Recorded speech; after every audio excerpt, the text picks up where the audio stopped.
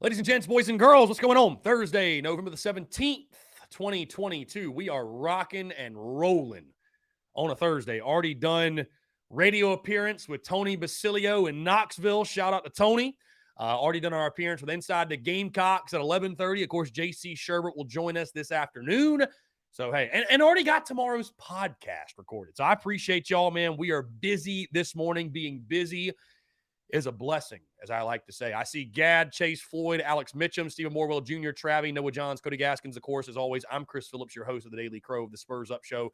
And we are taking your questions, your comments, and your calls, 843-790-3377. A lot to get into here in this Thursday, guys. Before we do, I want to tell you about our friends over at Prize Picks, because, of course, as always, the Daily Crow brought to you by our friends at Prize Picks. Go download the app or go to prizepicks.com. Use the promo code TSUS to receive a 100% deposit match up to $100. By the way, got some exciting news when it comes to Prize Picks. Got an email last night. I know a lot of our folks, like Chase Floyd, play on Prize Picks and have made tons of money. So typically, right, what they've done is you play 2 to 5 players, right? They now allow up to 6 players. So that means even bigger payouts for you all. So now you can do 6 picks. Yes, Lex, you're way ahead of me. Yes, 6 picks now. So even more fun on Prize Picks. Again, guys, there's so much money to be made.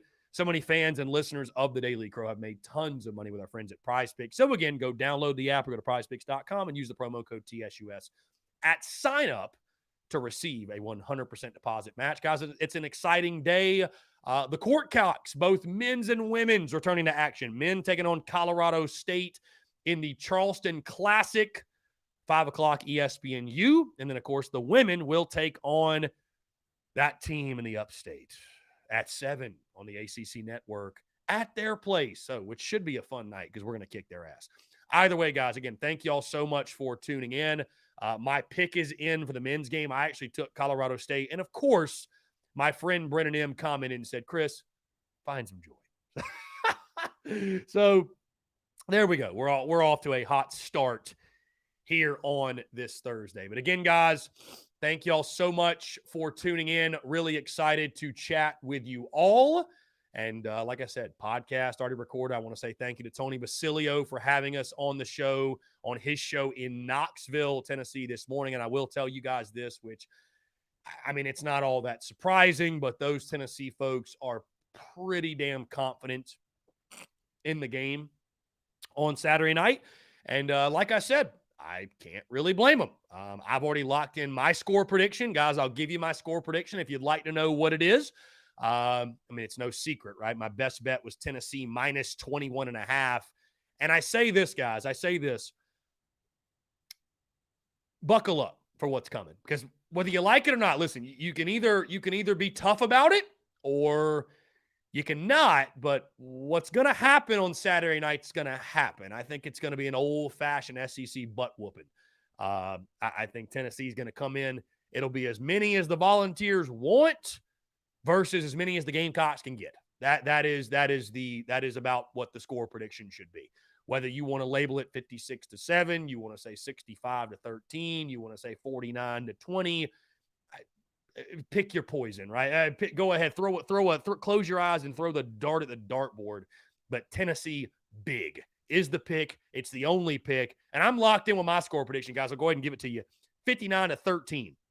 I got Tennessee winning this ball game, 59-13. I understand. What does Vegas know? Why is the spread at 21.5? I genuinely don't know. Because I look at this game and I'm like, okay, South Carolina has to hope that Tennessee offensively has an off night, right? That's what you have to hope for, right? But unfortunately, like, Tennessee needs the style points. They know they do. Sitting at 5 in the college football playoff rankings, on the outside looking in, right? They need to win, and they need to win big. So you can preach find some joy all you want, but I think the Volunteers will be the only joyous ones on Saturday night. Aaron, what's going on, my friend? How are you? Hey, man, what's going on? I'm just riding over to my sister's house out on Killian Road. Love that. But what I was gonna say is, you know what, man? All these people picking against the Gamecocks. As long as I followed Gamecocks football, they can win this one. I don't think Tennessee is tough enough. Like on the Florida game, look, I was at that game. Florida's tough on both lines. Like they're tough. Their offensive line's been tough all year. So you can see them actually dominating South Carolina's defensive front. But I don't know. Tennessee is more of a finesse team. But maybe that's just, I'm thinking that because they pass a lot. And I know their running game is pretty decent too. But I don't think they're big enough up front to totally just demolish the Gamecocks. What are your thoughts on that? Well, I question you on that because Tennessee, what people, you think about Tennessee and the high-flying finesse. My man, I don't know if you knew this. Tennessee runs the football more than they throw it. They're averaging 195 rushing yards per game. They've attempted 426 rushes. They've thrown 322 passes. So they actually run it more than they throw it. So, I mean, listen, you might be right, Aaron. And I say from your lips to God's ears, you might be right. But after giving up 220-plus rushing yards to Vandy and 374 to Florida, I'm admittedly going into this game with rock bottom expectations. I'm going into it with nothing. This football team, to me, Aaron, they don't deserve the benefit of the doubt. They don't deserve the hope. They don't deserve the joy. They don't deserve the optimism. Show me. Show me. If you're tired of what I have to say, if you're tired of folks being doom and gloom, well, how about score some points? How about get a stop? How about stop the run? It ain't, Gamecock, listen, Gamecock fans are just a reflection of the product on the field. Gamecock fans are not just some group of people that are naturally negative, naturally more doom and gloom. They're normal college football fans. Whether we want to admit it or not, South Carolina, Clemson, Tennessee, Florida, Georgia, you go down the list, every college football fan base, we're all kind of the same. We really are. And we're all just a reflection of the product on the field at the end of the day. Bottom line. I get that. I get everything you're saying is true. Everything that you're saying is true. But think about every college football game that you've ever known where the other team is totally outmatched, and everybody, even the own fan base picks against that one team. How many times has that other team won the game? Mm-hmm. No, I mean, hey, it's always darkest before the dawn, right? It's always darkest before the dawn. Yeah. I don't know. I wouldn't pick the Gamecocks, but I'm just saying. I've just seen it happen too many times just to like pour cold water on it. Mm. Right. And I grew up in Columbia, and I've seen the Gamecocks lose to Vandy and beat Alabama, lose to Kentucky and beat Alabama. Mm-hmm. So I've seen it. Yeah. I've seen it happen too many times. I got no evidence to put this on, but I think they've been getting demolished on both lines the last 2 weeks. Yeah. You got to do something. You got to step up because it's really about this. This should be a pride thing, but who am I to tell? Who am I to tell them? Well, Aaron, to your point, this is a gut check game, no question. This is a gut check game. Like, are you just going to lay down and take it the rest of the season, or are you going to, somebody going to put their foot down and say it ain't going to happen? Even if we lose, we're going to go out there and give Tennessee hell for 60 minutes. Who's going to do that? Who's the leader on the football team that's going to make that happen? Who's going to do it? I agree with you. It's a gut check game.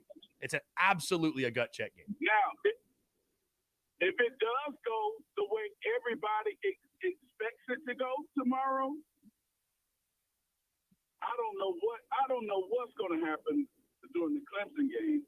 Because Clemson may have not better than Georgia, but they're the second and third best offensive and defensive line that they're going to face.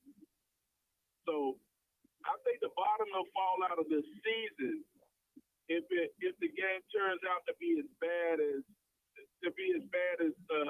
we think it's going to be. Right. But we'll see. Yeah. We shall see indeed, my friend. We shall, and it's unfortunate, but it's the truth. I think if South Carolina can cover the spread, that's a minor victory in this ballgame. It's a minor victory. And I hate to say that, but it's just the truth at this point. So you figure if they get within 21, it's a victory? Come on, man. I mean, it's at least let me listen. At least I have something to feel good about going into Clemson. Really, it's all about the offense, man. Like, we could lose 56-35, but if we score 35 and we actually show life offensively, they'll say, okay, like maybe we're playing with something going into Clemson. Like, because Tennessee's the best offense by far you'll face all year, obviously. So, I just want to see some life offensively, Aaron. That's all I want to see. But I have no hope it'll come. Florida's defense was one of the worst in the conference. We've been asking for that. We've been asking for that for 2 years. Right, now. right. Just to put something competent, put something competent on the field. We give the defense benefit of the doubt because they were supposed to be dog trash last year. Right. But they turned out to be halfway decent. But the defense, if it wasn't Georgia State, even Georgia State ran for big yard. Yeah. But if it wasn't Georgia State or Charlotte or NC State, they haven't really done that. They haven't done anything to write home about. Aaron, I will agree with you on that, and I'm not trying to say this is the start of my fire Clayton White campaign, because it's not. I like Clayton White, but you are correct. Clayton White gets a lot. Credibility last year. He gets a lot of benefit of the doubt because when he took over, the defense was so bad, right? So the only way to go was up, right? Like we overachieved massively on defense last year. But I think that's why Clayton White, he's having more of a grace period per se than a Marcus Satterfield is getting. Because the defense ain't great either.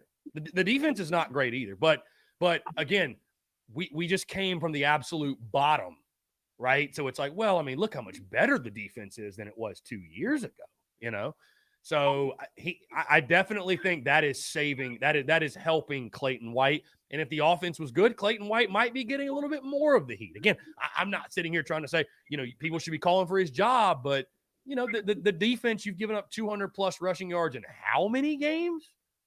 That's something I think at minimum in 2023 you should look at. That should be looked at. We should keep a close eye on. So, yeah. Now, you make a good point about Clayton White. 2023, he's done. We could just say that now. Unless they get massive transfer portal, he's done. I'd be looking for a good spot now because you just lose too many on the front, and Cam Smith is gone. So you can kiss that baby goodbye. Yeah. But like I said, man, we talk about it on the radio and them boys playing.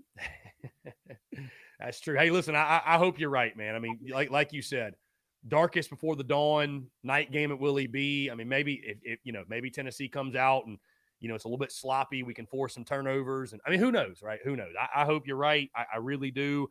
I'd love, if nothing else, to see this turn into a second half game. I hate going into a ball game. I hate going into a ball game with literally zero hope and expectations. I think Shane Beamer needs to get it fixed. That when you go into these games, you can't just be getting blown out. So I hope it happens. I hope it happens. Well, like I said, if the game goes how we think it's going to go, I don't know how they. I don't know. I know it's Clemson, but I don't know how they pick themselves up after that. Yeah. Because you've been getting demolished all year against anybody who had a pulse. Yeah. Yep. But like I said, we'll see, man. You have a good show, man. I don't want to take up all the time. Nah, Aaron, you're the man. I appreciate the call. In a minute, brother. I'll see you probably Saturday. I'll probably be half drunk. But hey, let's do it. Would love to meet the legend, my guy. Come by. Yeah, I'll be out there. I'll be in the zone too. Love it, man. You can't miss me. I'm only 6'5", 250. So you can't miss me. I love it, man. I love it. Hey, we'll see you Saturday. All right. All right, Aaron. Take care. Great stuff. Great stuff. Yeah, great call there from Aaron. We just got a text, by the way, guys. Got a text. I'm a Vols fan en route from Knoxville to Columbia as we speak, and I'm seeing a lot of orange on the. He asked prediction number of Tennessee fans. Probably a decent number. Will, what's up, man? How are you? Good. How are you doing? I'm doing well. Appreciate you asking. What's up? Just calling to give a little bit of a take that I have as far as the season this year and what we're looking at. So right now we got 6 wins. Most likely we're about to lose this game. Mm-hmm. I was talking about this yesterday, how the momentum is just going to be killed if we go on that 3-game skid. Mm-hmm. People, hate Muschamp. I'm one of the people. I'm not a big Muschamp fan myself, but let's remember that Muschamp came out, won 6 games, and then won 9 games his second season, and then won 7 games. And the offense, I'd die right now for a Jake Bentley. You know what I mean? Like, people kill that kid, but 27 touchdown passes. I'd put somebody's throat for that right about now, along with some of the explosive plays that we seem to have a lot towards those 2 years or whatever. My question is, though, is that kind of like I was talking about yesterday, is that if we don't seem to scratch the surface of anything here at the end of this year, and it just kind of looks like it looks, is Beamer's job security starting to call into question this year, or is there another year where we're like, let's see where it goes? Because I feel like next year, just judging off of what we got coming back, we're going to be much less talented next year. Now, I could be wrong about that. Sometimes it doesn't work out that way, but it looks like we're bringing a less talented football team into next year. So it doesn't seem like next year would be a year we would be better than this year. What's your thoughts on that? Let me ask you this question, Will. Do you think it would be wise of South Carolina to start putting the heat on Beamer after 2 seasons? I don't personally, but I know toxicity of Gamecock fans. Well, I just say know. this. I know it's a win now culture, right? And I'm not saying give a coach 10 years when it's obvious by year 4 or 5. And believe it or not, there were still some folks that went into 2020 that believed Will Muschamp could be the guy. Which got to give him some time. Just come on, Chris, big bad Chris, the fire Will Muschamp guy. No slapdick. It's just obvious he sucks. But anyways, like, I'm not saying give a guy 10 years when he don't deserve it, but I will say at some point, I think it becomes counterproductive to just move on from coaches 4 or 5 years, just shuffle these guys in and out. So, I think and I'm not talking to you, I'm talking to the masses. Give Shane Beamer the opportunity to make the changes. Just give him the opportunity to make the adjustments. No, I don't think after year 2 he should be his job in question on the hot seat. Year 3 will be a big year. Now, listen, you talk about talent, you talk about schedule, a lot can change, a lot can happen, transfer portal. Hey, just as the way as I'm sure you'd agree, I'm sure many would agree that we've underachieved this year. Hey, we could overachieve next year, right? It's not a perfect science, right? We don't know. So, but year 3 will be big for Beamer, right? Year 3 will be big. I talked to Mark Ryan about this earlier in the week, and there's statistics that show that in year 3, that's when you sort of show if you're the guy or not. But listen, I think any conversations about Beamer's job, as long as he's making the changes, right? Changing OC, I think any conversations about Beamer's job after year 2 and I know people don't want to be patient, right? They want to have the answers right now. They want to know right now, but you just have to be patient. I mean, if you had realistic expectations when Shane Beamer was hired, you knew this wasn't an overnight thing. It's year 2 of him at South Carolina. It's year 2 of him being a head coach. Hell, he wasn't even a coordinator before this. So, did you think by year 2 he was going to be a great head coach? I mean, come on, guys. So, I think you got to give Beamer time. Like, I even hate the fact that we're having conversations about this at this point. But obviously, I understand that when you lose and you lose the way you have, and if you get blasted by Tennessee and you lose to Clemson again. I mean, the morale is going to be at a terrible place. I Yeah, mean, we can all agree. So, you know, but I think all conversations regarding Shane Beamer's job status are foolish, honestly, at this point. Because, and I'll say this, I've looked at next year's schedule, and you know, some teams will look better than they are on the schedule now, and some teams that Right. don't look good will be good. But it looks like a tough schedule next year. We open up with North Carolina with Drake May, which I think might be the best quarterback in the country right now. Yeah, it's good. It's going to be a tough, and I just look like I said, you know, it's not a transfers of property type of thing in sports. It never is. But it doesn't look like we're bringing back a lot next year. A lot of the defensive guys are going to be gone. Some of the skill position players on offense will be gone. I feel like Rattler will be gone either way if it's not a transfer. You know, he's not going to NFL, but he might transfer to somewhere else unless we get the OC thing fixed. I don't think he's going to play another year in this offense. I don't blame him. I don't know if we want him to play another year in offense at this point. But yeah, that's just what I'm saying. It's like, I love Beamer. I think Beamer's the guy to get us turned around. Yeah. I just hope and pray that he makes the decisions quickly to get us there, because if we have a bad year next year, we win 6 games this year and we win 5 games next year, I don't know if there will be a year for us. You know what I'm saying? There probably will be, but I just want him to get it turned around quickly, because Tennessee has sped the clock up now for us. You know what I'm saying? Like, unfortunately, that's the reality. See, that right there, that's the reality. If Tennessee was a 6-6 team this year, you know, I think people would still be disgruntled, but I don't know that there'd be quite as much, you know, you got to get it done fast, right? Because, you know, we were all willing to be patient when Beamer was hired, but then when you see what Heupel's done so quickly, and I talked about this earlier in the week about what has gone so differently, and I'd pose that question again. Has something gone that much differently in the 2 years since those gentlemen have been hired? Or was Tennessee just that much better off than Carolina? Like, is the talent level at Tennessee head and shoulders above what Carolina is? And I'd say no. I mean, I don't. They might be a little bit. Do you think they're that far ahead of us talent-wise?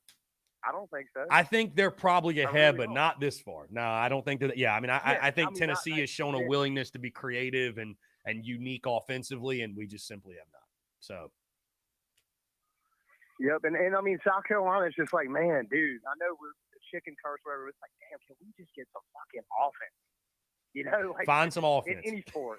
You know, in any sport, basketball, football. Can we just get some offense? Like, what do I need to sacrifice, bro? Like, what rain dance do I need to pull off? Like, but anyway, that's all I had to say, man. I just want to call and give my 2 cents, man. I'll hang up and listen. Will, always a pleasure, my friend. I appreciate you calling in. Side note, guys, because this is on the top of my mind, I want to shout out the guys over at Only So Many Saturdays. Make them count, guys. Hey, we might get blown out Saturday, but there's only so many Saturdays. Let's make them count. Shout out to those guys for sending me some merch. I'm always a fan of some great merch, and they do a fantastic job, so go check them out. Let's see. Coleman, yes, we lost to Tennessee. Close game. Here we go. Alex Mitchum, what's up, man? How are you? What's going on, Chris? How you doing? I'm doing fantastic. I appreciate you asking. What's up?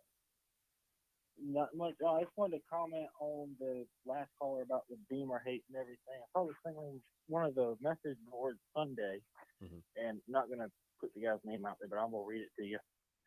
That I really don't understand all the Beamer hate. The man has been around multiple high-level OCs and some top programs, and hell, his dad is a Hall of Fame head coach. So I'm sure he's been told a thing or two, and not just some all-shucks, clueless, smiling nice guy like some are making him out to be. He originally retained Mike Bobo as offensive coordinator, which was a good call given his SEC experience and success of our running games that he pulled off in 2020. He left for the Auburn gig, which left him to make the last second choice of hiring Marcus Satterfield. But I agree. I mean, at the end of the day, if you think about it, Beamer was kind of maybe a day or two to make a hire. Had to settle. Yeah, I mean, for sure. I mean, I it's hard to believe, right, that Sat was his number one option. I don't think it was. I hope it wasn't. Really, yeah. So, but I mean, at the end of the day, people are bashing and calling for Beamer's head after 2 seasons. Like, even let's say we, God, some reason got rid of him, what head coach or what potential head coach is going to want to come here when the fans will run you out in 3 years? Right. No, I listen, I agree. I agree with you. Yeah, I think any talk, I think any talk about Beamer's job is, I don't think it's a great means of operation to be firing coaches every 2 seasons. I just don't see that. Like isn't it crazy, man? God, how quickly things can change. You beat Texas A&M, you're 5-2. Beamer can do no wrong. Beamer for Heisman, Beamer for president, and Beamer ball to the moon, and now people are literally talking about his job. So yeah, it's just crazy. Everyone was talking about after we were on the 4-game winning streak. Oh, what if we can get Game Day or SEC Nation here? Well, they finally got their wish, just without the record we wanted. Yeah. Indeed. Yeah. I know many folks were hoping we'd be like 8-2 or whatever, going in this ball game. But yeah, it's interesting because I knew 6-6 was a possibility in the preseason. I'm even more disgruntled though than I thought I'd be, because I thought if we got to 6-6, it'd be okay. We have a tough schedule and, we lost some close games, but like just the way it's happened, I think that the offensive, the offense being so anemic has just put just such a sour spin on this year. It's just, yeah, it's tough to stomach. It really is. It sucks. Yeah. At the end of the day, it sucks. What do you think about everyone's hate towards Clayton White? I mean, you really can't, in my opinion, you can't really judge him off of this season because, let's be honest, the defense stays 90% of the game on the field. Yeah, I mean, look, that's such an interesting argument, right? I mean, and I'm not saying you're wrong. I feel like every time the defense gives up a lot of points and plays poorly, it always is they just stay on the field forever. And I get it, dude. At some point, you get worn down. Dude, Florida ran it down your throat from the jump. That wasn't a fatigue issue. That was a we just got gashed issue. So I know you've dealt with injuries. I'm not sitting here. I mean, here's the thing. Sack gets all the criticism, deservedly so. The offense is a much bigger issue than the defense. The defense has been kind of what I expected. I didn't expect them to give up 374 yards, but going into the season, I thought we'd be slightly improved. I thought we'd kind of be what we were last year. Secondary benefits from the fact that teams run the ball all the time. Torian Gray deserves a blank check for the job he's done with the secondary and those guys, but run defense is an issue. And I'll be curious to see how they look in a year or two when they get these guys in their recruiting. I mean, I think in recruiting, that's where it's got to be fixed. I think the depth up front defensively and offensively, but defensively is just not there. I think the linebacker position is just a sore spot. Stone Blanton doing all he can as a freshman. He's going to be a good player, but guys like Sherrod Green, Brad Johnson, I'm sorry, I'll just say it. Thankfully, their career's about to come to an end, and you're getting some guys in that are maybe a little more talented at those positions. So, linebacker's just been a weakness for years, and so you need to upgrade across the front, your front seven on the defensive side. But next year will be a big year for Clayton White, but I'm certainly not leading the charge to get him replaced for sure. No, and you just brought, when you talk about their careers, I mean, you just brought it. I thought about it. If you look at, I'm not even try and say his last name, Nick. Emmanwori, yeah.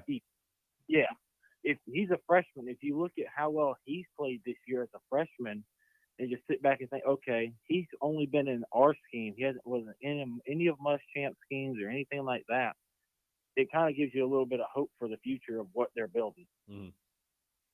Yeah, no, for sure. Now, I'm hopeful. I'm optimistic.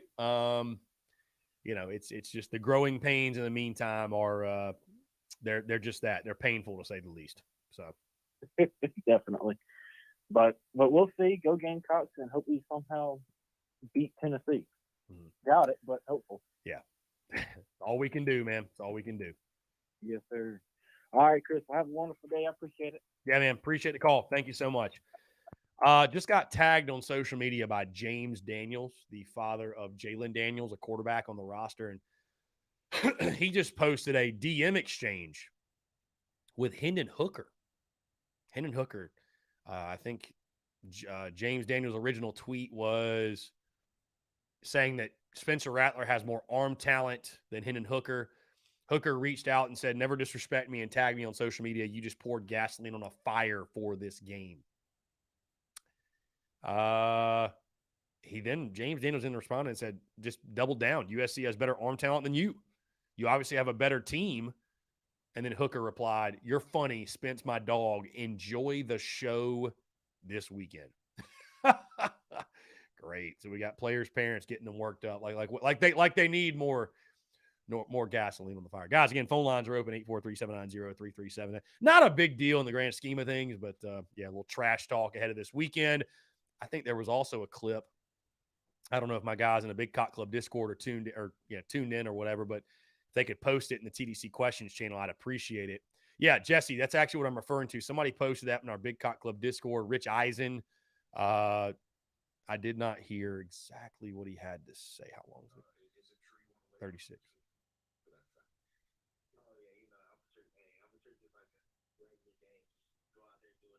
Let's actually pull this up so everybody can hear it. I'm curious. Here we go. Let's see. In case you missed it, here's Jalen Hyatt's comment going into the game this weekend. Let's pull this up. Here we go. All right. Y'all ready? We're going to listen together. Is it true you want to lay it on him this weekend for that fact? Oh, yeah. I'm going to treat this like a regular game. Just go out there, do what I have to do. But, it's going to be a little more, just a little more in the tank, just for this team. But, just proud of what we have done so far. Does the rest of the team know this? They must know it, right? They saying something? Yeah, all of them know it. All of them know it. Oh, boy. And it's just funny just being a part of this team as far as how everybody comes up to me like, hey, you know who we're playing, you know who we're facing this week. And, it's just it's amazing to be on this team. And, is it true you want to lay it on him this weekend? So that's Jalen Hyatt. Obviously, we all know the story with Jalen, that he was not offered by the previous staff. And Will Muschamp gets $13 million, and we get to take an ass whooping. So, life's not always fair, I guess. Anyways, let's see. Hunter Johnson, why do you think the D-line was so elite under Brad Lawing? They had better edge players, but in the middle weren't as attractive recruits, just worked on block shit all the time. Well, Hunter, you got to give credit to they had great players. It doesn't start without great players. But, listen, I think Coach Lawing is just talking to him, he's like a mad scientist, man, when it comes to pass rush. You're talking about a guy that studies it, makes it a priority, right? Like lives for pass rush. So I think there was a multitude of reasons he's a great coach, but they also had great players. So Jesse Jacobs, do you think Beamer approaches him after the game about the situation? Jesse, what would Beamer say to Jalen Hyatt? Why would he care? Why would he care? Why would Jalen Hyatt care what Beamer has to say to him? You know what I mean? Like, it is what it is. It ain't got nothing to do with Beamer. It's got nothing to do with Beamer. So let's see. Marcus Satterfield in the chat. Oh, my God. Let's see. I want to go back to a comment Coach Ford had. He says, we have to admit that Beamer's program is not the disciplined professional organization many want to believe. Look at his outburst towards the fan and the backhanded apology Tuesday. Then there's Satterfield's last two PC attire and ramblings. The whole staff seems to be very unprofessional and golly shucks. Then there's the play on the field. I will say this, guys, admittedly, I've talked to others about this that are actually involved with the media at South Carolina. I'm sure you guys can plug 2 and 2 together who I'm referring to. But I'm really curious to see how Beamer's relationship with the media evolves. I really am, because I love Coach Beamer. But again, and this is, I guess, to somewhat be expected because he's never been a coordinator before. This is his first time ever being a head coach. But there are definitely times where he gets snarky with the media. He gets short. He takes things personally. He responds in a manner which is combative. And, there are definitely times that questions from the media get under his skin. And so and I'm not saying that from a place of, I'm even disgruntled. It is what it is. I'm sure he'd say the same thing. So I think that's something that as he grows as a coach and he evolves, and that relationship with the media will evolve as well. And you might say, well, that's not all that important, but it is. But it is, right? Like Tuesday press conferences, Thursday call-in shows, Sunday teleconferences. Those are, and then social media, those are Shane Beamer's avenues to speaking towards the fan base, right? That's what they are. And used properly, they can be a great tool and a great resource, but used improperly, they can be a detriment to the efforts that he's trying to, to what he's trying to do at USC. So, how he evolves with the media. Does he become a little bit more even keel? Do his emotions become a little bit more subsided? And it just kind of becomes, we might hate on Bill Belichick or hate on those that are monotone with the media, what have you, but it removes a lot of the up and down roller coaster, if you will. It does. So, Coach Ford, I mean, that's something that I don't think many folks talk about, but I think it is something for sure that, I'll be curious to see how his relationship with the media evolves as we move forward. So, let's see. Let's see. Guys, again, taking your questions, comments, calls, 843-790-3377. That's 843-790-3377. Lexi says he's an emotional roller coaster with the media. And I thought that's what's kind of interesting. And, and that's the thing. That's the thing. Is that when we win, there's no better coach in America than Beamer with the media. But it's when we lose and when things aren't going well that, it kind of comes up. So anyways, I mean, the bigger issue is the play on the field, right? Michael, I did not drop a preview for the Colorado State game tonight. Gamecocks are a 1.5 point favorites. I did pick Colorado State just because I think they're more proven offensively. I will tell you guys this. Right now, we're sort of in football mode. That doesn't mean that I'm pushing basketball to the side or anything. I'll be watching the game today. I'll be covering the game. I'll give a post-game reaction to the game. But football's king, right? And football right now is taking up the podcast. It's taking up the time we have, most of it in regards to content. I promise you that once football subsides, once this regular season, is over, I will much more shift into, like the basketball game previews will be, will take center stage. But I hope you guys are understanding and realize why that's not the case right now. I mean, again, football's king. So again, I'm not trying to like deflect basketball. I'm very excited for basketball. Actually, I'm very, very excited for basketball. We'll talk about the Charleston Classic on the podcast Monday, but just to give you guys an update. Football's king. That's what we're talking about right now, and so that's what we're going to mainly focus on. But I'm excited for the game today. 5:00 ESPNU. Colorado State, I think, is a quality opponent, and so we'll kind of see how the Gamecocks match up and go from there. Let's see. Will says Phil definitely pokes at Beamer. Well, I mean, I'll say this, though, Will. Like, it's the media's job to poke and prod. That's what they do. You guys think if I was in that room, I mean, there's a reason why I'm not in there. There's a reason I don't want to be in there because I'm not going to ask the boring. I mean, you guys tune into the pressers every Tuesday. It's boring. It's boring. The questions are softballs. You don't learn anything from those, right? You don't learn anything. So, but when somebody like Phil Cornblath, they want to poke and prod. They want to get a clip. They want to get a quote. They want to get a story. So don't give the media what they want when you do that. Answer it in a calm. I mean, I don't know if you got to breathe and count down 10 to 1. Whatever you got to do, right? Compose yourself because, some of the responses, it's not the way to go. It's not the way to go. Guys, we're going to jump into a quick break, our first one of the day, but on the other side, I want to continue to hear from you. More of your questions, comments, calls on the other side of this break. You're tuned in to the Daily Crow.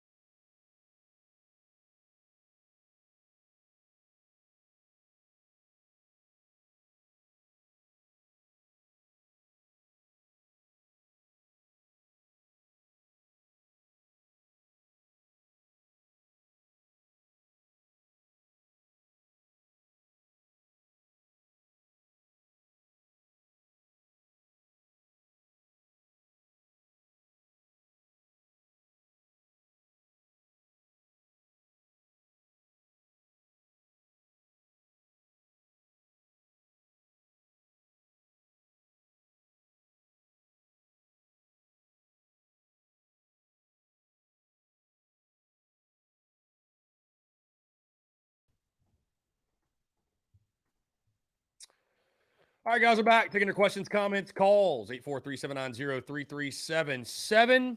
That's 843-790-3377. Let's see. Let's see. What's going on? Mr. Clemson Tom. Is that the Clemson Tom in here? Is that the Clemson Tom? I'm about to go to YouTube and look it up for myself. Yeah, that's Clemson Tom. What do you know? What's going on, Tom? What's up? How about it? Getting a start on it early, I see. Getting a start on rivalry week early. Guys, again, phone lines are open. 843-790-3377. That even includes Clemson Tom. Tom, you want to call in? You're more than welcome to. Again, we're just talking Gamecocks Volunteers. We'll worry about the rivalry game next week. We've we got a big challenge on our hands this weekend. So, like I said, guys, I've already locked it in.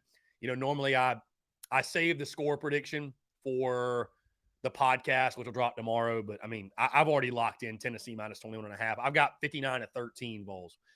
I think it's a name your score game. I mean, guys, I hate to be so pessimistic going in, but after last weekend, like why? Give me some reason. Give me reasons to be optimistic. Why should I be optimistic? Let's jump to the phone lines here. This is actually Hall of Famer. Robbie Davis, what's going on? How are you? What's up, buddy? How are you? I'm doing well. Appreciate you asking. What's going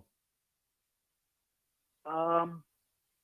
Quick side note, because I know you don't want to talk about it yet because football season is not over yet, but I called my stepdad after the show was over, and he told me that somebody said that I should watch a YouTube video of Colorado State.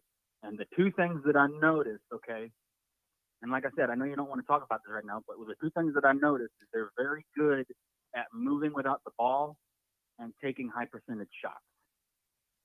So we have got to tonight. We've got to make them be one and done. Mm-hmm. Robbie, by the way, I want to make this point, Robbie. I mean, I love talking basketball. So you're not. I was just saying on the podcast, the main topics will shift more to basketball once football's over. Right. I love talking basketball. Oh, so, okay. Yeah. I must have misunderstood. No, yeah. Okay, I'm just saying that right now, like for example, the podcast tomorrow is all focused on the Tennessee game. I'm saying once the regular season of football ends, the shows will get geared more so towards basketball. Gotcha. So no, I love talking about it. I'm excited for the game today. Yeah. But I do think Colorado State is they shoot the ball well, so it'll be a challenge, but I think it'll be a good game. Hell, we're favored by 1.5. They don't shoot themselves in the foot too often, if not at all. But if we can somehow make them take uncomfortable shots that they're not comfortable with, and have them do one and dones, and we're down the floor making an easy layup off of a fast break, I think we can pull it out. Now to speak to the whole now I'm switching to football. Okay, that's all I had for basketball. Okay, switching to football real quick. I absolutely think Rattler 1,000% times 200. Okay, has the best arm talent that we've seen in a while. Okay, I just think that he is in a flawed system and an offensive coordinator that is just set in his way. Yeah. I mean, Robbie, on this point, it's a given. At this point, it's a given. I mean, if there be a Marcus Satterfield supporter left, will he come forward? Will he or she come forward? Will he or she come forward and voice their support and tell us why? I don't think that's going to happen, but that's my opinion. And I watched the Georgia-Tennessee game at my mom's and my stepdad's house, and Tennessee's front four, they're pretty decent. Okay, their front four is pretty decent. Georgia's or Tennessee's?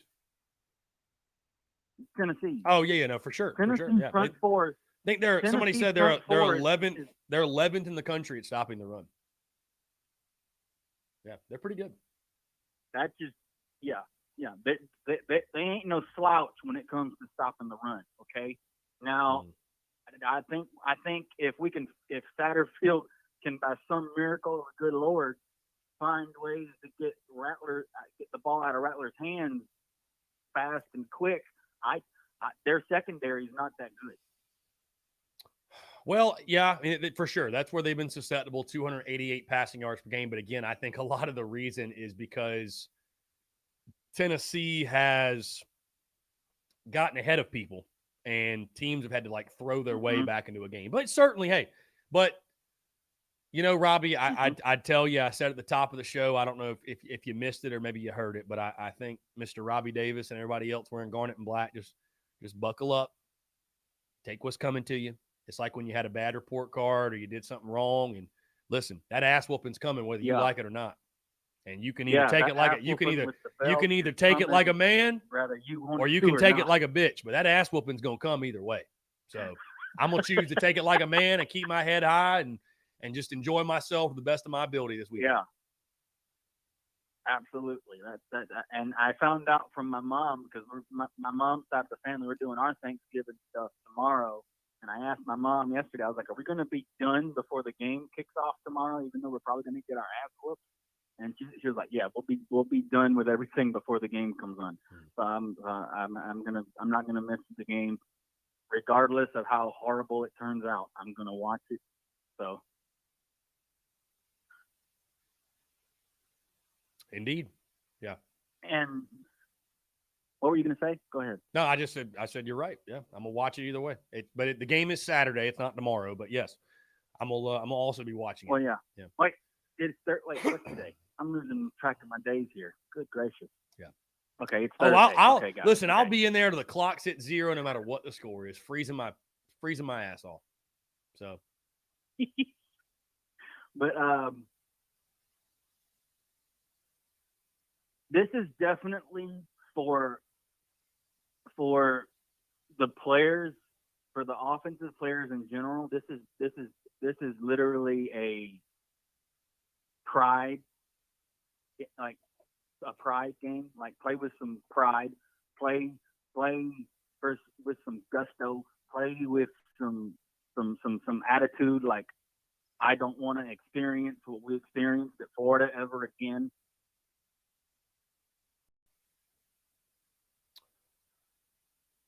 With that kind of attitude, we got to play with that kind of attitude. Where I don't want to ever experience that again.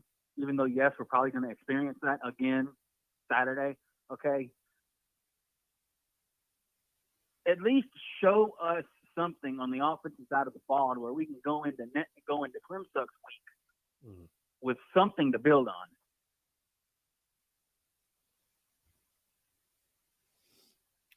Yeah, I mean, to echo what you said, Robbie. This is a gut check game for South Carolina, right? Nobody's going to give you a shot, and it's deservedly so.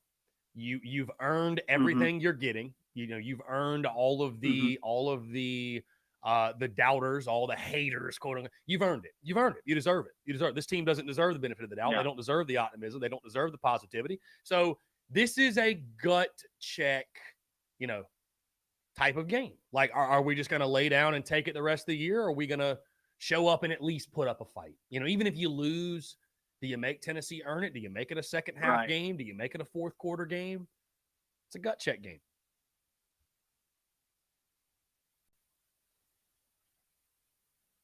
Yeah, it is definitely a gut check weekend for everybody as a whole, really. Because I didn't think our defense could tackle any poorer than they did last week. But that's probably going to be the case Saturday. And like I always say, I'm gonna wake up Saturday morning, go to my Thanksgiving shindig, and then wait till 7:00. watch the boys play the game, man. Because like I said yesterday, though, even though it probably don't mean much now, you don't win a football game on paper. You got to have the want to. I would ask the players this if I was in a locker room. Like, you want to be here. You be realize. I would tell them you realize you get to do something that not a lot of high school former football players get to do. You get to play a Division I football game in the SEC. And not a lot of high schoolers get that opportunity. So what are you going to do with this opportunity? I don't care if you're a senior in college. I don't care if you're down the line to being a freshman. A lot of kids do not get this opportunity. That you got a chance to somewhat kind of sort of grab a brass ring tonight. Are you going to go grab that brass ring, or are you going to let somebody else take it? It ain't going to be given to us. We got to go out there and take it. Indeed. But I'm going to go ahead and get off of here. You have a great rest of your day. And go Cox and go Miami. Go Canes, baby. I love it, Robbie. Appreciate it, man. Always a pleasure to hear from you. Great stuff from Robbie Davis, as always. Again, 843-790-3377. Tom, try to call back in, my guy. Sorry, so Robbie is one of our daily callers, right? One of our daily callers. So, yeah. Anyways, if you'd like to call back in, Tom, would love to hear from you. We can get started on the rivalry banter early.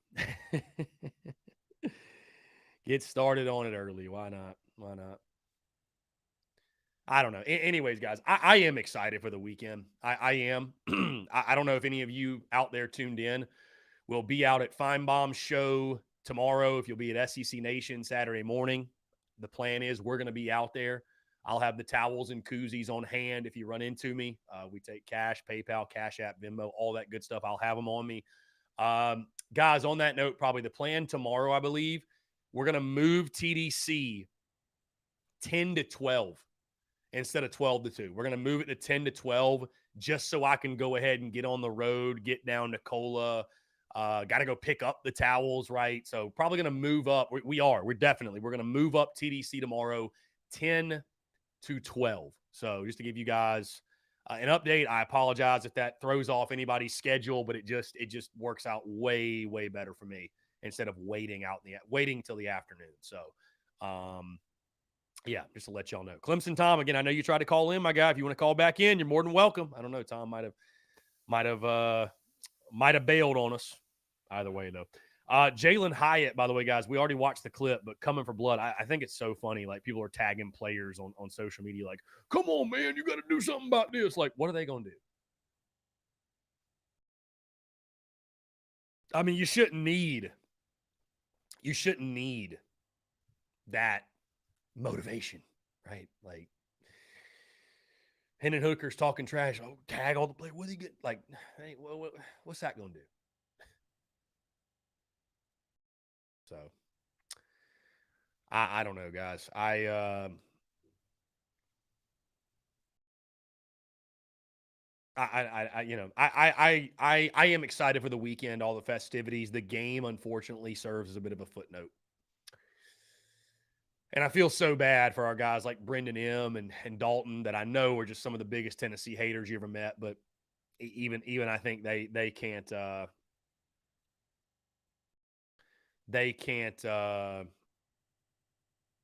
get around what's about to come.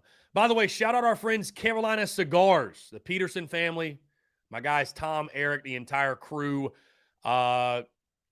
Lex, who's in the Big Cock Club Discord, she actually just reached out to me. Carolina Cigars, she called at 1 p.m. on Tuesday, and she had her cigars by 4 p.m. Wednesday. So, guys, you need your stogies. The only place I get my cigars is Carolina Cigars. They ship anywhere nationwide, and they ship fast, as is evident by Lex's experience with Carolina Cigars. So I appreciate you sharing that, Lex. Thank you. I really do appreciate you sharing that. That's awesome. But yeah, guys, like I said earlier, I mean, this is a gut check game for South Carolina. This is a gut check game. Nobody's giving you a shot. Nobody's giving you a chance. And I would say this too. I would say this, that this fan base has reacted rationally to what happened in Gainesville. I mean, you got embarrassed. You got dragged up and down the field. God bless the folks that made the trip down to Gainesville and spent their hard-earned money. Right? These are people that whatever they do for a living, whether they're entrepreneurs, they go to work, whatever they do, the money they have, right? They are spending their hard-earned money to go watch this football team. And to go on the road and watch that performance, I'd say this fan base is taking it rather well, all things considered. But this is a gut check game for this football team. Nobody's giving you a shot, deservedly so. Do you lay down and you just take it? Oh, well, Tennessee's just better than us. Well, Clemson just beating us 7 in a row. Oh, well, is what it is. We'll just lose 6. We'll go 6-6. We'll lose 4 of our last 5. We'll lose 3 in a row to close out the season. It is what it is. Hopefully we can get a good bowl game. And even if you do lose, like, how do you lose? How you win and lose?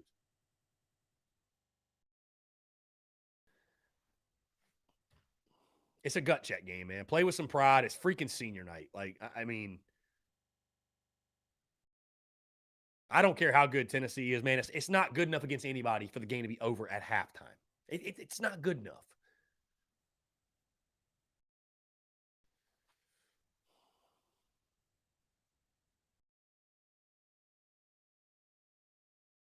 I don't know, man. I just, again, I'm excited for the weekend. I really am. Unfortunately, though, guys, the game's a footnote.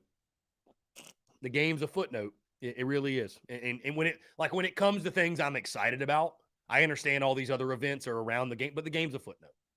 It's a footnote. So who knows? Maybe it doesn't go like I think. Maybe, Tennessee comes out, turns the football over, secondary plays well. I don't know.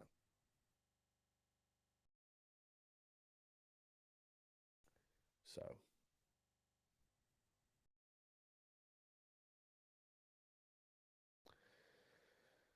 Sonder Days, what's going on? Coach Ford says attitude reflects leadership. Shout out to the Titans. Yeah. Guys, we're going to have JC Sherbert on the show at 1:15. Very excited to chat with JC, get his thoughts. Of course, I appreciate them having me on Inside the Gamecocks this morning. And also went on Tony Basilio, Knoxville Radio. That was a lot of fun. I'll tell you this, too. I know that, again, it's too aggressive to call it a rivalry, but I know that South Carolina fans and Tennessee fans really go at it on social media, and there's many of you out there that, just loathe Tennessee, loathe their fans. I've had a lot of positive experiences with Tennessee fans. I don't know. I think Tennessee people like me for some reason because that Tony Basilio convo was literally set up by a Tennessee fan that reached out, hey, love your content, think you'd be valuable during South Carolina Tennessee week to get on this show. I told you guys, I went to Knoxville this spring for the baseball, the baseball series. And, we had a whole crew and a lot of it was Tennessee guys and those guys were awesome. I thought it was a blast. So I don't know. I've had, they're not a fan base that I've typically gone back and forth with on social media. They're not. So I don't know why that is. I don't like Tennessee by any means, but I don't know. I haven't had the bad run-ins that I think a lot of our fan base have for whatever reason. So anyways, let's see. Travis says, we haven't played a competitive game against any of the bigger competition in a very long time. Yeah, again, 24 of your last 32 losses, Travis, have come by 14 or more points. 24 of your last 32. I know Shane Beamer's not to blame for all that, but man, I don't know why. It just seems like when Carolina plays a good team,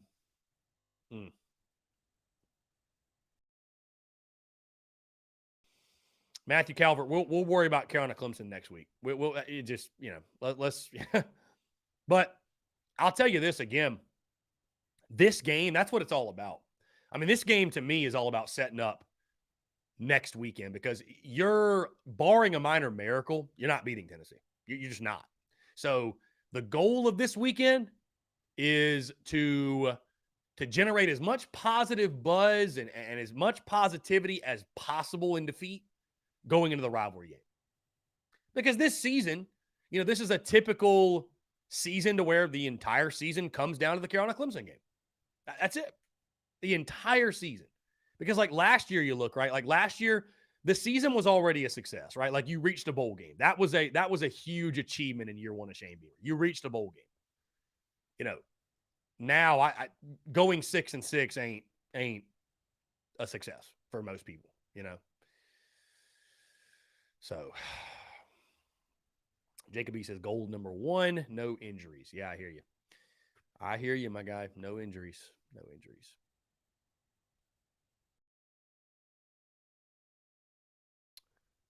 I guess Clemson Tom is not going to be calling in today. I had an opportunity, but Robbie Davis was on the line, so oh well. Show him Thanksgiving, not a meal, not a day, it's a meal. From Will Muschamp, yeah. Indeed. We got a Hendon Hooker YouTube account. Says number 1 goal should be not to call it game by halftime. I hear you. Lance, what's going on, my man? How are you? The destroyer of lattes himself.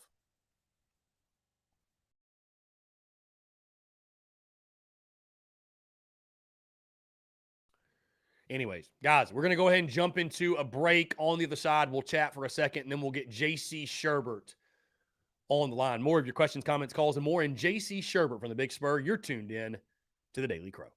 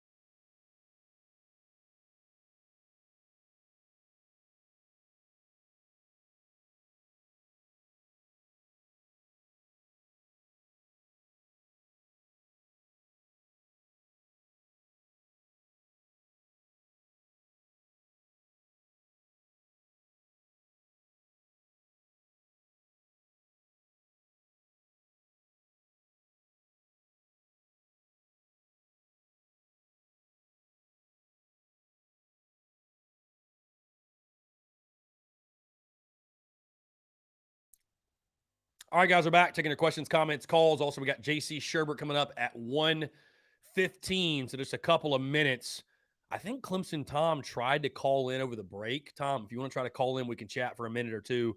You're more than welcome to do so. Or you can wait. JC Sherbert going to be off at 1:45, and we'll roll till 2. So up to you, my guy. But either way, guys, breaking news here. Again, I know y'all don't love Mark Ryan, but I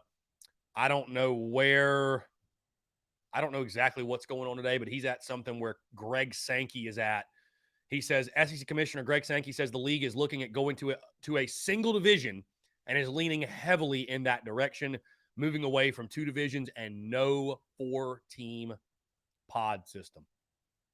So, it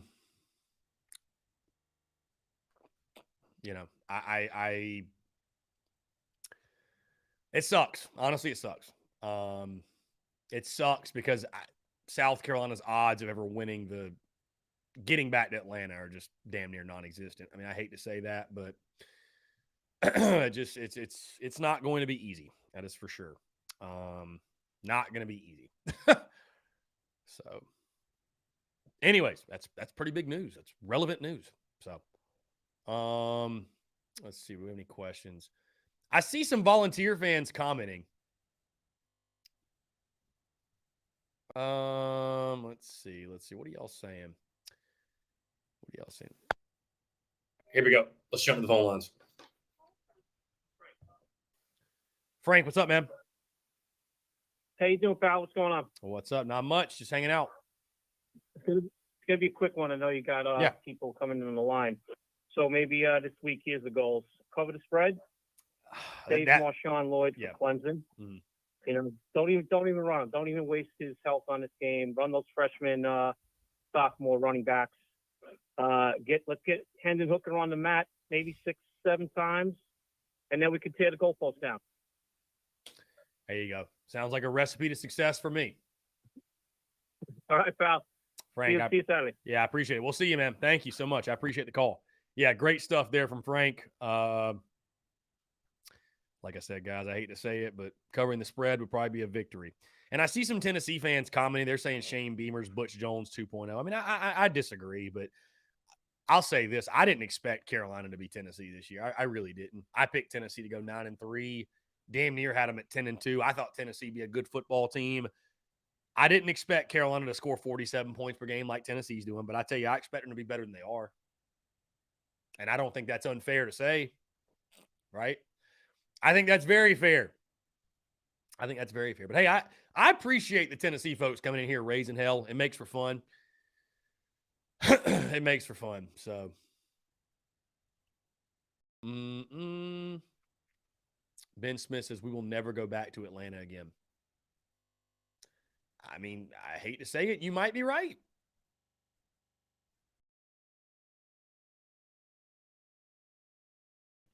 You might be right.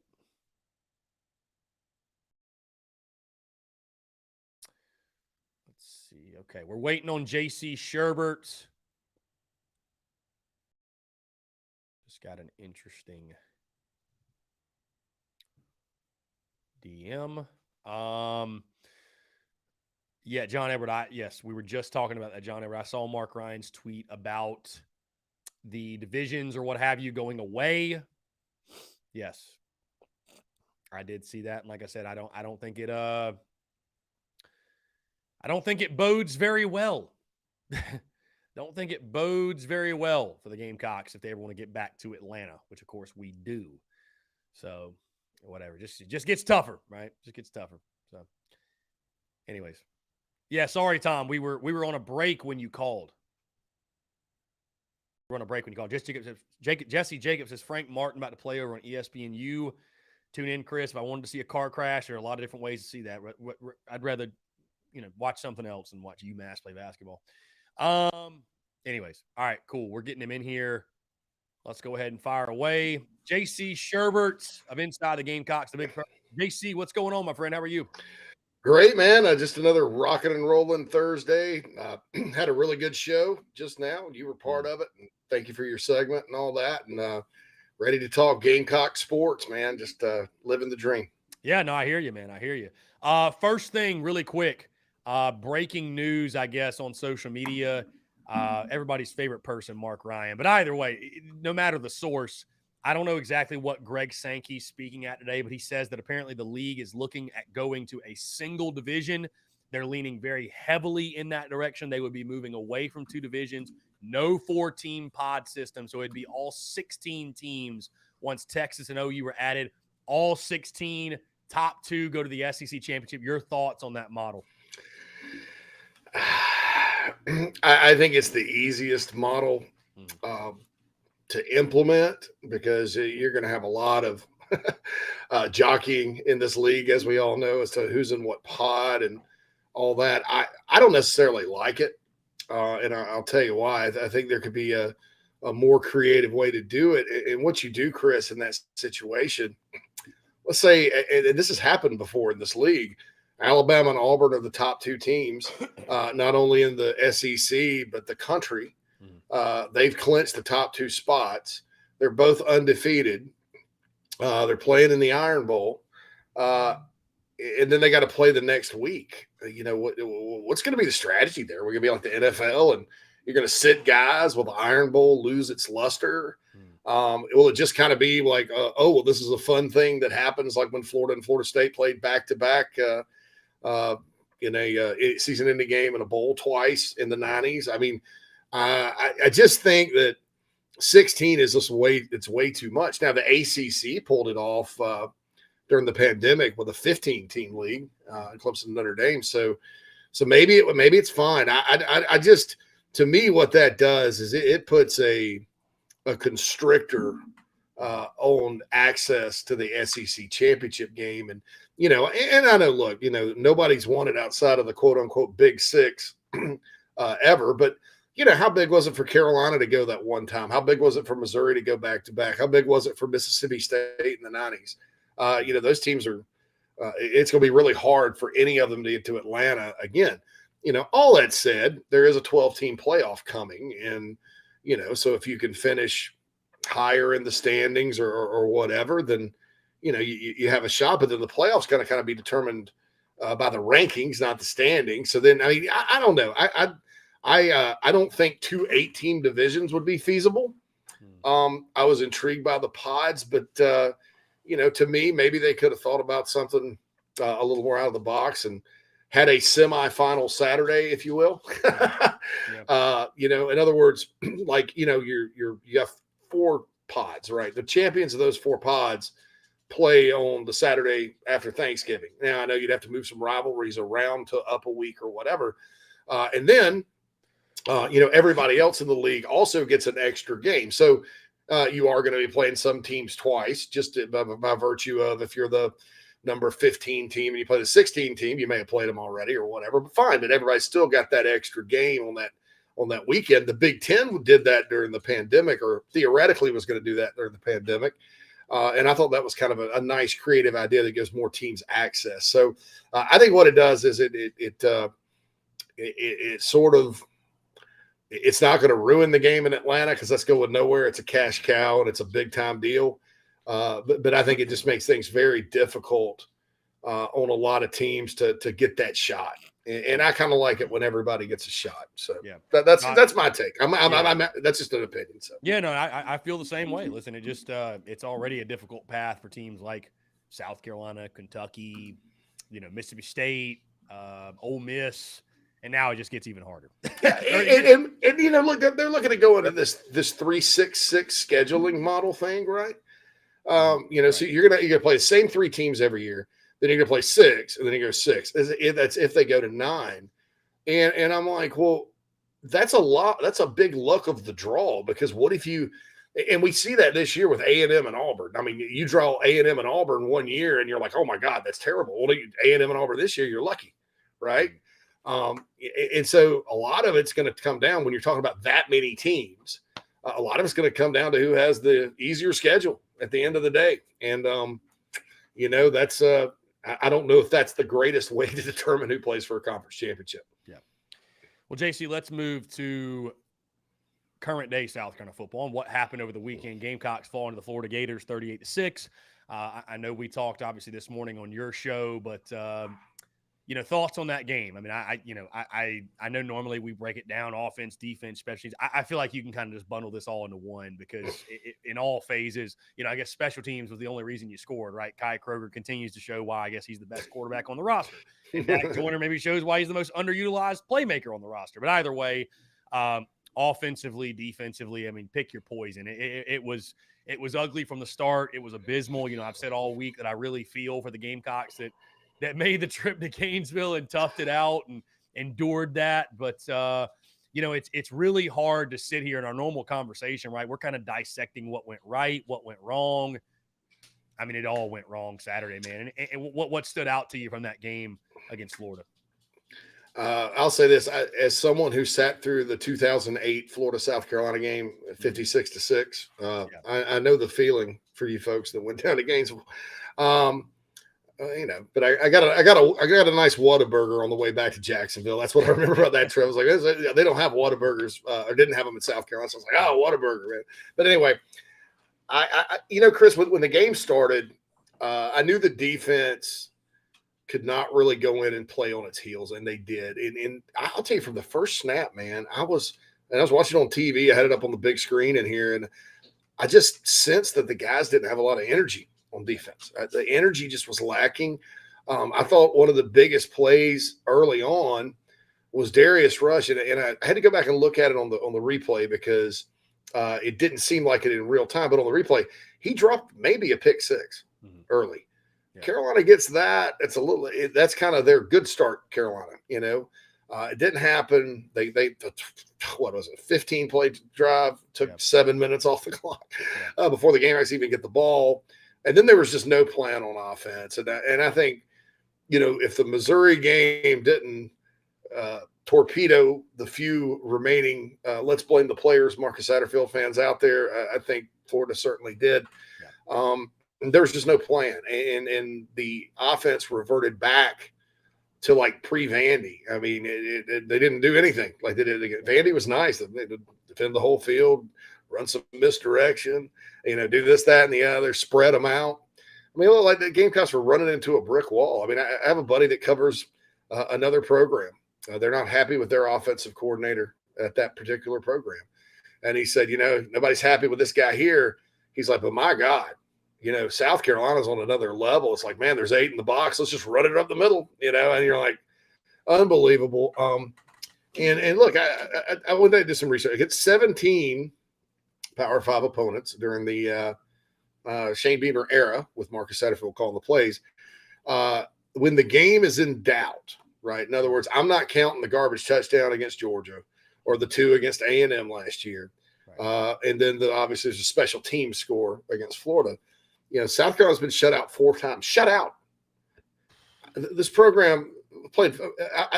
How many times was Will Muschamp shut out? I don't. I mean, and everybody complains about his lack of offense, but I mean, now Will would kick a field goal down 40, just to make sure he got on the board, but that's okay.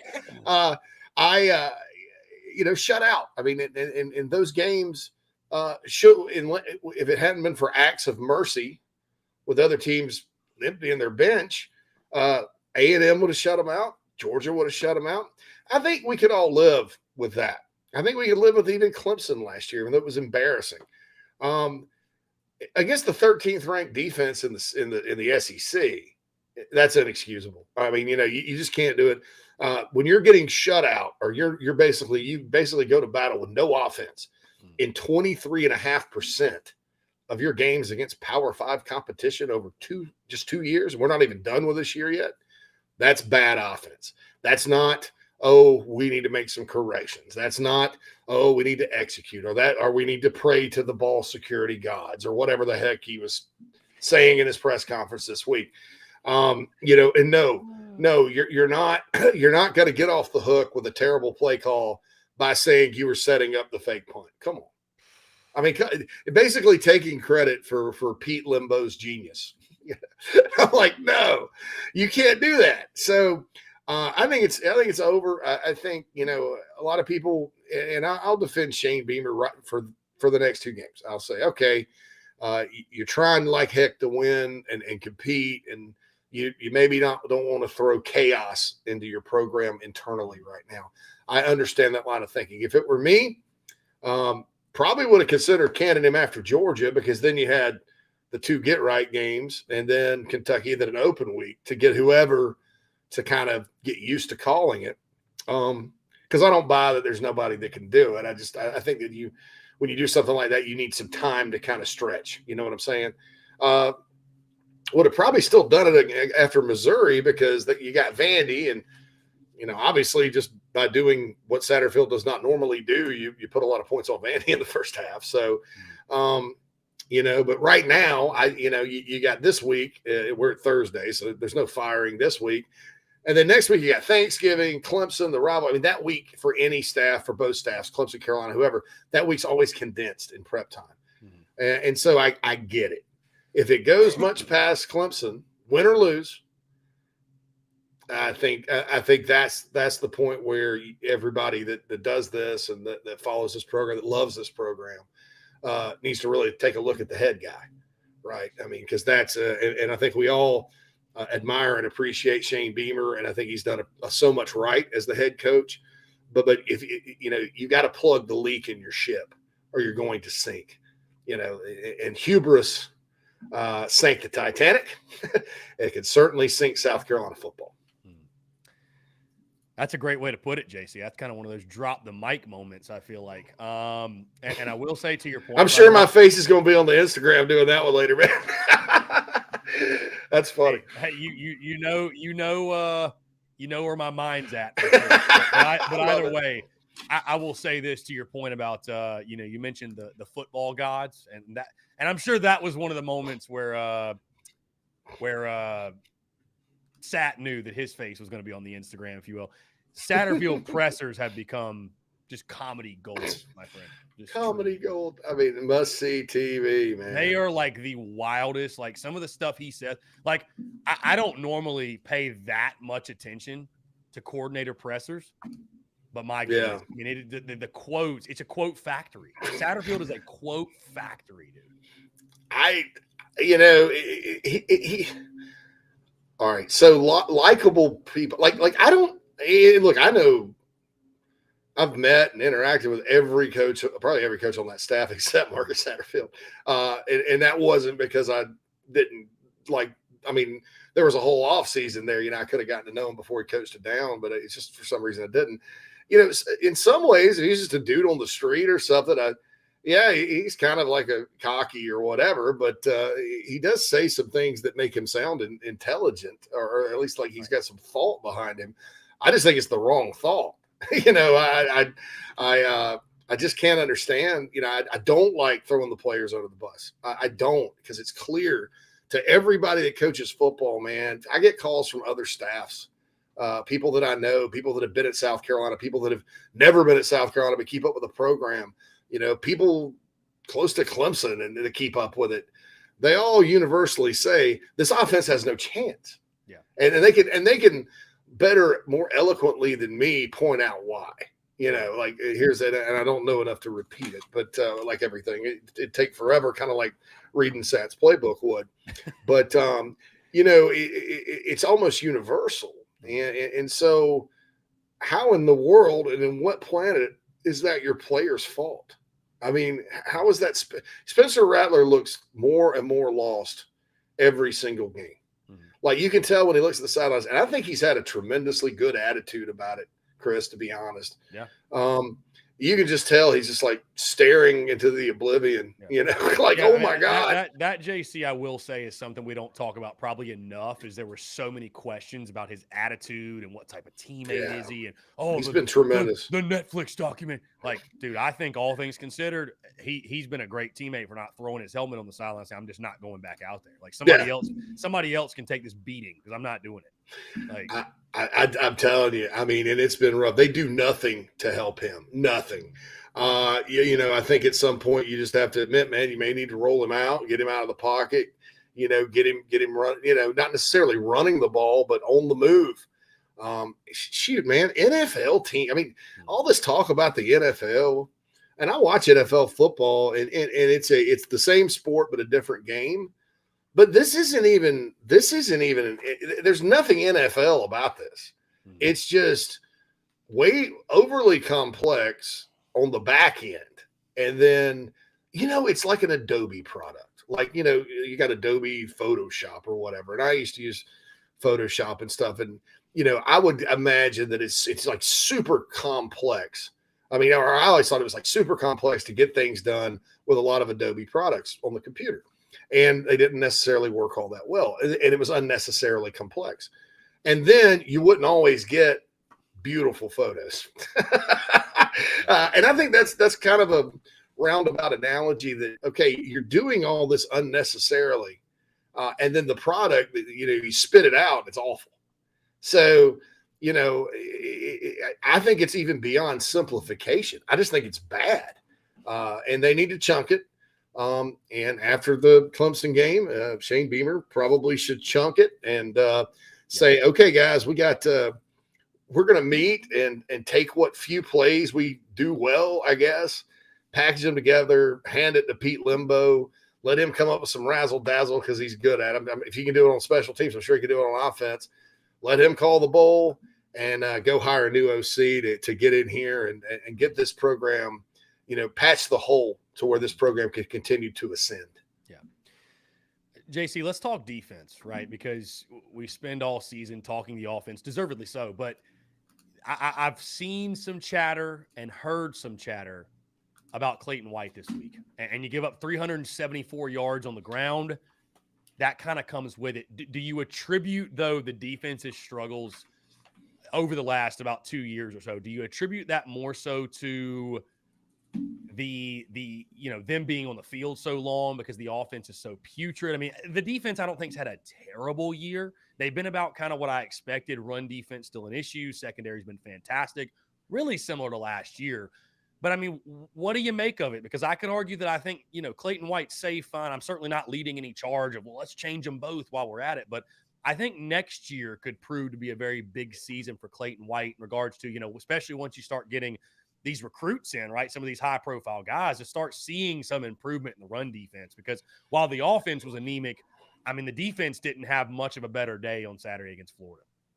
Well, that side of the ball needs to be held accountable for the starts in games and also certain games, not all games. Sometimes they start really fast. Yeah. And they've been very resilient this year. And I think Clayton White's really good at making halftime adjustments. Maybe those adjustments have to come quicker because a difference between being behind 7-0 and 28, I think they've played hard. The injury thing about the line, you're missing Mo Kaba, I know, but you clearly did not jump in the portal and get linebackers last year when you could have. Two in particular that were guys with South Carolina ties. One's at Missouri right now. He's probably an all-SEC guy. And then one's at Alabama starting on defense. And so you passed and you doubled down and you probably shouldn't have. I think that there are good linebackers that are young in this program, like Stone Blanton and Westmoreland and Pup Howard coming in, and that position talent-wise is going to be fine.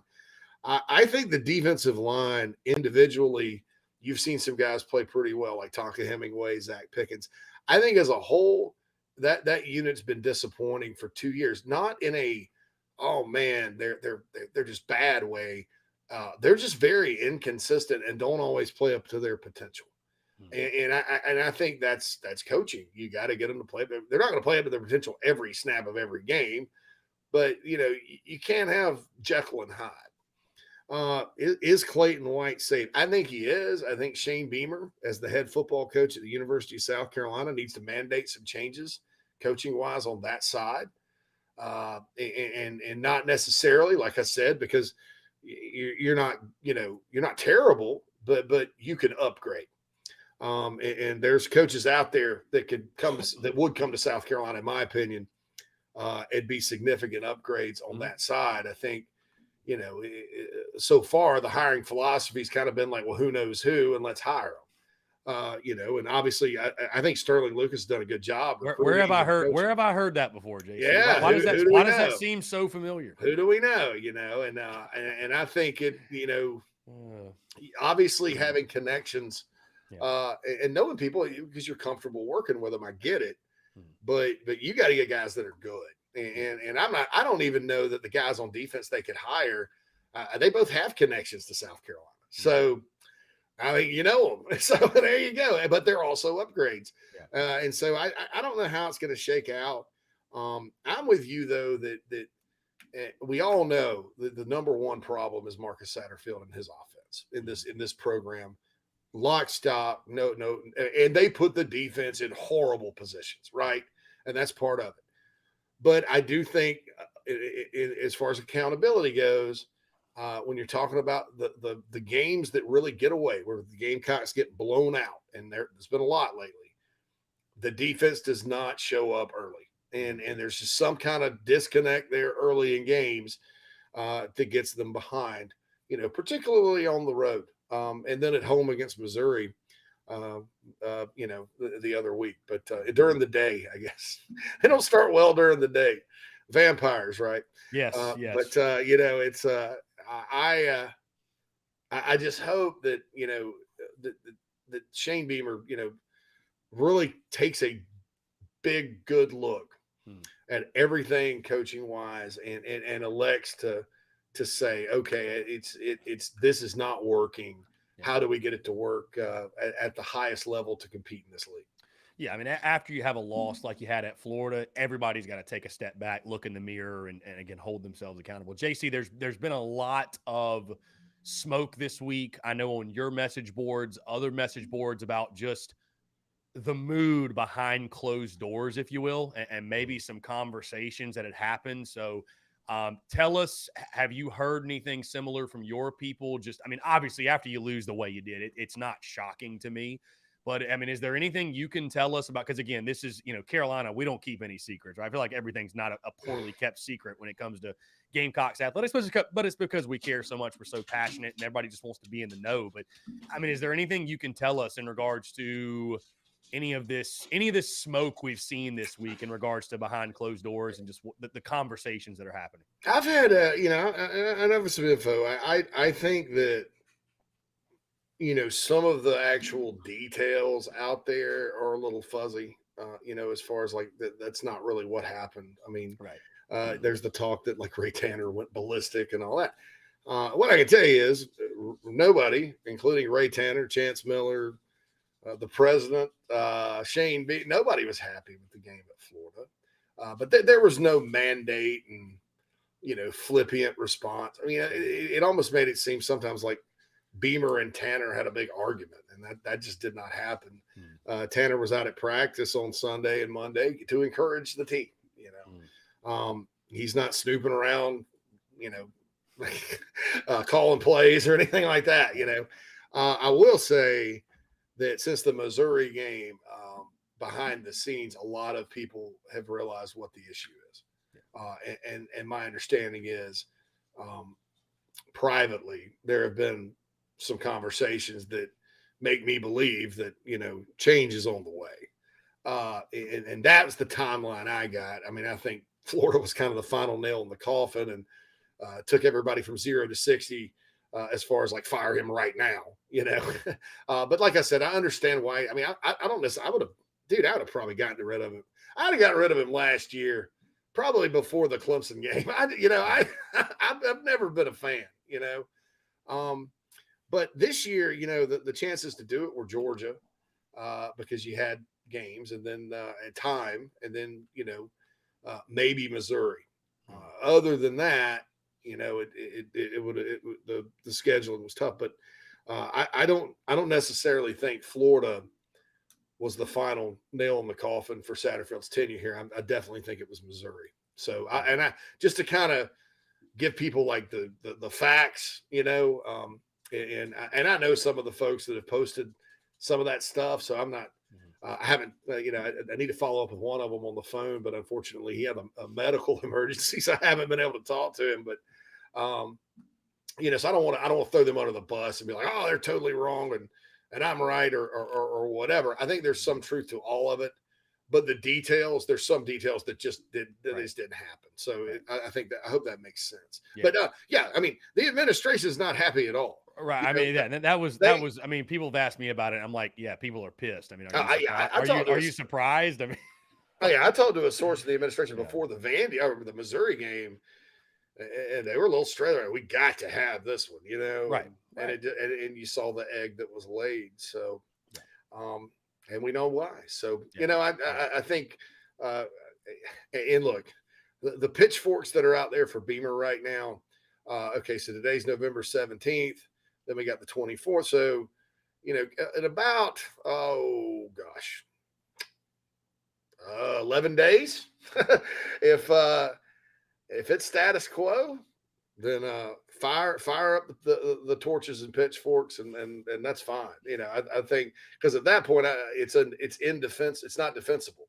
Yeah. At this point, from a coaching perspective and player, you can kind of see it's a very conservative type of approach, but a lot of coaches are like that, and a lot of really good ones too. So I don't really want to destroy Shane Beamer right now over that, because I can see where he's coming from.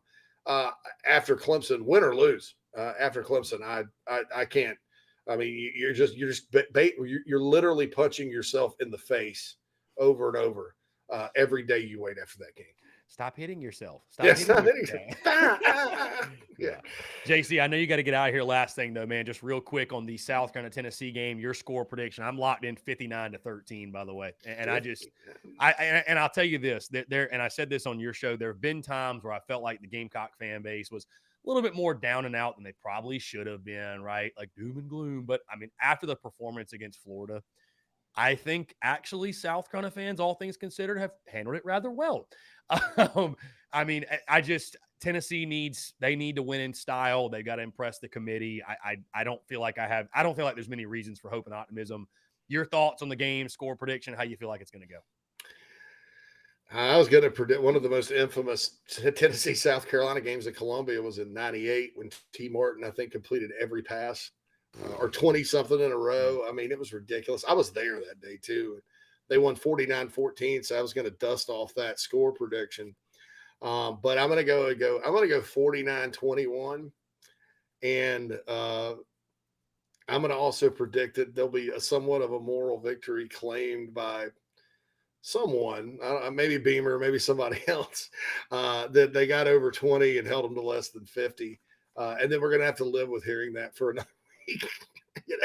That's actually a worse score prediction for the Gamecocks. I think it's like 63-3, where you just are like, all right, that's this team's, this has to change. So I'm gonna go 49-21, and it's probably gonna be at like 49-7, and then Tennessee, play some reserves on defense, and maybe Luke Doty throws a couple of picks, and then we have a quarterback controversy on top of that for the final game. How about that? I love it. It just gets more fun as we go, right? Yeah, I can hear the nauseating post game comments now. So, and I say that with all due respect, but happy to hold them under 50, and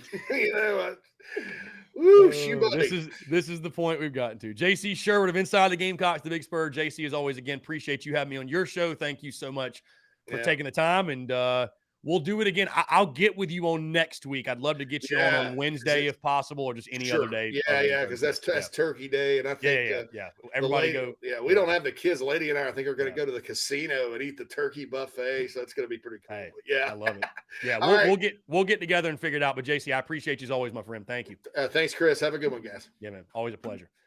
JC Sherbert of Inside the Gamecocks, the Big Spur, guys. We'll jump into one final break. On the other side, I want to continue to hear from you. More of your questions, comments, calls, and more. You're tuned in to the Daily Crow.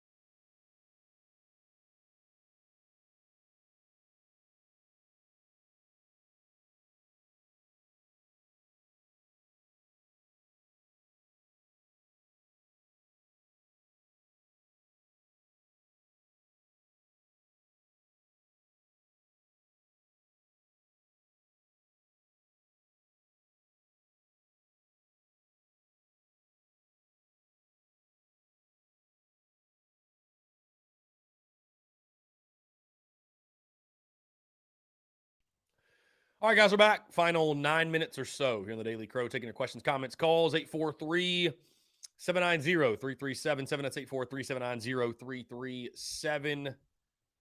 Great stuff from JC Sherbert. Appreciate JC taking the time. And guys, again, I will let you all know what the plan is for next week when JC will join us. Obviously, no Anthony Treesh on Wednesday, so maybe we can slide JC Sherbert into that Wednesday slot. But going to be a little bit different, obviously, with Thanksgiving next week, all that good stuff. But we'll be rock and rolling as normal for the most part. Some really telling comments, by the way, by JC Sherbert. And it's funny. He's like, I'm sure I'll be on Instagram. But, I think that's the reality, man. I think that I'm fine right now because I do expect Beamer to make the change, right? To after Clemson, no matter what happens, as he was saying, make the change, fire his buddy. But if that goes any longer than I'd say 24 hours after the Clemson game, I think that you really start to question, right? You really start to think what the hell's going on. So anyways, guys, we got some time here. I'll go ahead and my apologies. I will open the phone lines. Phone lines are open. You guys want to slide in some last-minute calls. My guy, I Dig Music, picked 38-24 volts. He said, holy shit, 59-13. I mean, I Dig Music. We just lost 38-6 to Florida, my guy. This, dude, it's a name-your-score game for Tennessee. Until I see different, it's a name-your-score game. And I don't think that's being, again, doom and gloom or that's being, negative to be negative. This team hadn't earned the benefit of the doubt. They haven't earned the faith and the trust and the optimism. They haven't earned it. No score predictions too ridiculous. So, if you don't like fans picking you to lose 63-3, well, then go do something about it. Picked you to lose 34-30 last week, and that was way too kind. So I won't make that mistake again. Luke RJ says Vols by 50. Literally Vols by 50. Literally. Yeah, literally. Yep. And again, Tennessee needs style points. I don't see any way. I don't see any way Tennessee's sleepwalking through this one. I think Tennessee is going to show up wanting to prove a point. And, unfortunately, we have drawn the short straw. Unfortunately, we've drawn the short straw.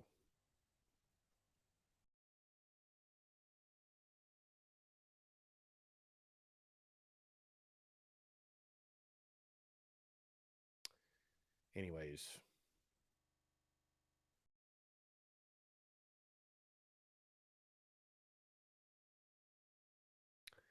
Let's see.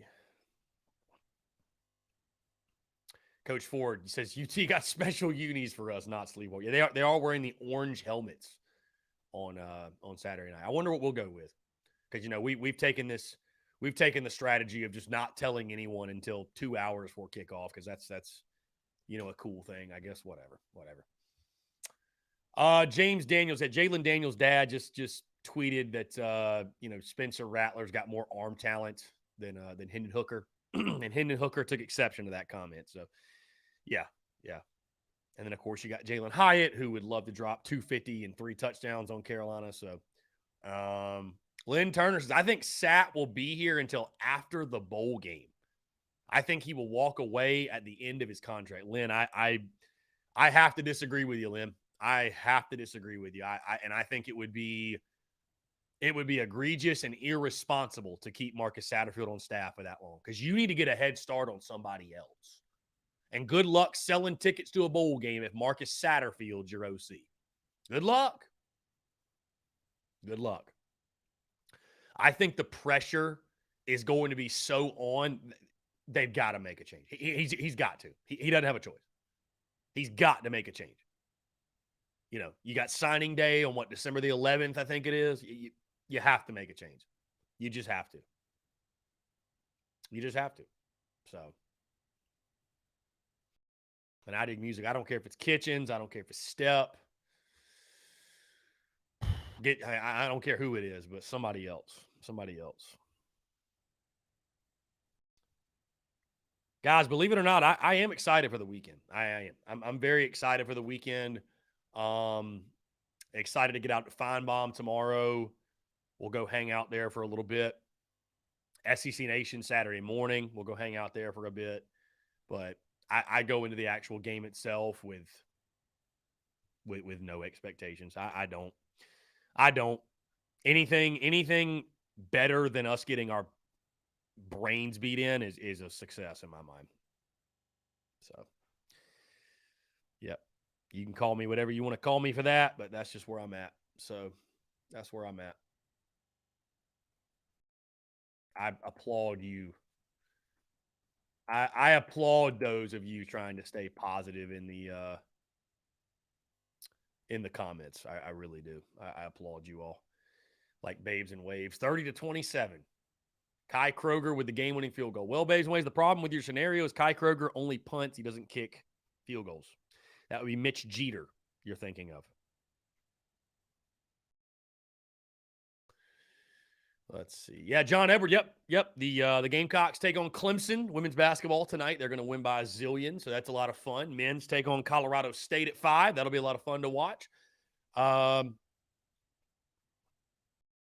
Luke RJ, how does that affect recruiting when firing the OC before early signing day? Maybe there's some offensive guys, Luke RJ, that otherwise wouldn't have picked us. Maybe they'll come. I don't know. I just, guys want to know who they're playing for, Luke RJ. So the sooner you can get him out, get somebody else in, I think is the better. I think it's better, right? Guys want to know who they're playing for, just in my opinion. It may have no effect. I don't know.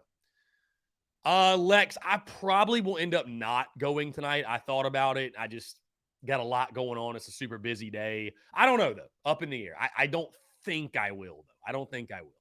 So, Cocky Twan's got 52-10 bowls. I tell you, Cocky Twan, we've come a long way from the 9-3 picks and the 10-2 picks. Hell, even my 8-4 pick. We've come a long way, haven't we? I mean, I picked Carolina to lose this game in the preseason, but I thought it'd be close. I thought it'd be fairly close. So, like I said, guys, the top of the show, I look at it this way. What's going to happen Saturday is going to happen. We just got to buckle up for it. So it don't matter whether just go ahead and get your emotions in check. You're someone you're stoic during the games, or you're emotional during the games, or you're someone that as soon as that clock hits 0, it's forgotten about and it doesn't affect you, or you're someone that Carolina football affects your mood and your mentality the entire week. Just prepare yourself. Prepare yourself mentally for what's going to happen, because Tennessee is going to come in and they're going to kick the shit out of South Carolina. Whether you like it or not, that's what's going to happen. So I'm just telling you right now to mentally prepare yourself, because Carolina is going to get their asses whooped. It's going to be a good old-fashioned, take them behind the barn and spank that ass type of game. That's my expectation. That's my thought on it. And if Gamecock football wants to stick it to old C Philly of the Spurs Up show, that'd be great. Do it. But until it happens, I ain't giving this team no benefit of the doubt at all. They don't deserve it. And until I see different, Tennessee is going to bend us over and do whatever the hell they want to do with us for 60 minutes. That's unfortunately the reality in this one. So anyways, Luke RJ, preseason score prediction, it was something like 34-28 or something like that. I picked a one-score game. I picked a close game. So I picked a close game. Guys, we've hit 2 o'clock. Thank y'all so much for tuning in. I appreciate you. Michael Cavalier says, after that comment, I truly hope South Carolina comes out of the gate and just comes out of nowhere. I mean, Michael, you needed that comment to hope South Carolina wins. Hey, I'm only here to inspire, my guy. I hope it happens. Guys, again, we've hit 2 o'clock. Thank y'all so much. Appreciate you all tuning in. Stay tuned. Podcast drop tomorrow, of course. Hey, TDC will be 10-12 tomorrow instead of noon to 2, so we can get out of here early and get down to Columbia and get to Feinbaum and have us a damn good time. One final weekend of the 2022 football season. Guys, appreciate you all tuning in. Thank y'all so much. Have a great rest of your Thursday, and we will talk to you all